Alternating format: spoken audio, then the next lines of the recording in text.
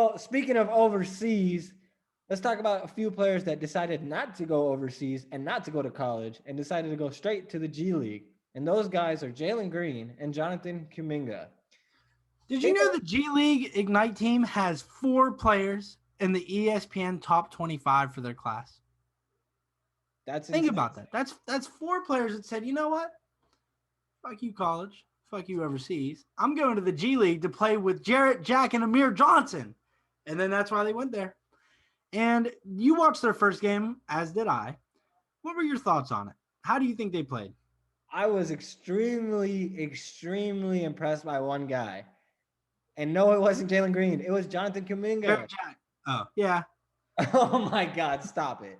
But no, Jonathan Kuminga played a hell of a game for his first game out there, like against grown men. Against, you get mentioned yourself, Amir Johnson. Jeremy Lin was on the other team. Jeremy Lin's on the other team. Amir Johnson. They have multiple NBA players that are in there, former NBA players, players that have been playing in the league for years, players that are first rounders that just don't get enough minutes. They're playing against actual NBA bodies. And I will say, Jonathan Kuminga being able to be a big man and do the things he does, his passing ability was just amazing, man. The end of the game, I don't know if you watched it, but he had a game-saving block. And this is a guy that can do it all. I don't know much about college athletes. I don't know much about, scouting as much. I try to do my homework. I try as much as I can, but I don't really have time given the fact that I don't really do too much in-depth scouting right now at this point. I just kind of like to enjoy how they play. Like, obviously, we know some flaws that they have, but, like, for right now, I just like to watch and enjoy.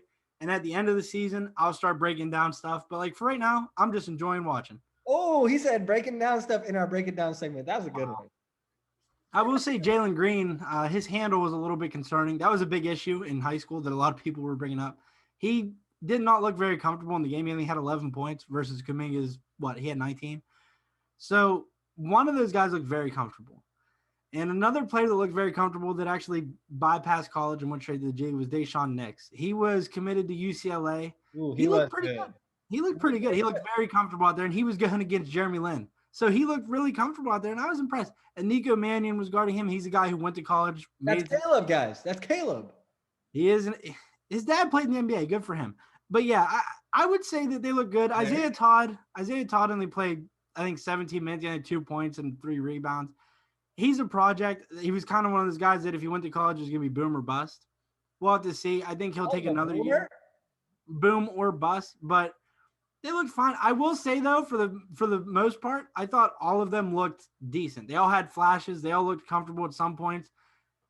Do you think that the G League is a viable option moving forward? For some players going to say, you know what, I don't want to go overseas. I don't want to go to college. I'll take $200,000 to go play in the G League and be able to work with guys. Because a big reason they brought in Jarrett Jack and Amir Johnson was to kind of help these guys get adequate with everything and just, help them out. And I respect it. I like Jarrett Jack. He's 37. He still plays basketball. It's impressive. I used to love Jarrett Jack when he was on the Warriors.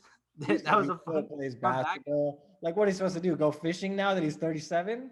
Bro, most players when they get sent down to the G League at a certain age, they're like, you know what? I'm done with this. Hey, he took on a coaching role. I bet Jarrett Jack's a good coach in the future.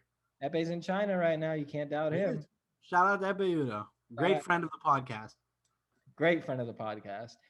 I agree with you. I would think one thing you did say, though, is this going to be a viable option? I would say that this hurt more than help anything, because when you have a guy like Jalen Green who is projected to go number 2, and he played the way he played, and I get he didn't force anything, which I thought was really good of him. Yeah, he didn't force very much. Yeah, he could have gone out there and forced all of his shots, but he decided not to. Now, I will say you brought up their stats, 19 and 11 for Kuminga and Jalen Green, respectively. Jalen Green's 11 points were not really 11 effective points, if that makes sense. That's just kind of like stat sheet points. That's kind of like end of the game points, kind of like he had a few fast break opportunities.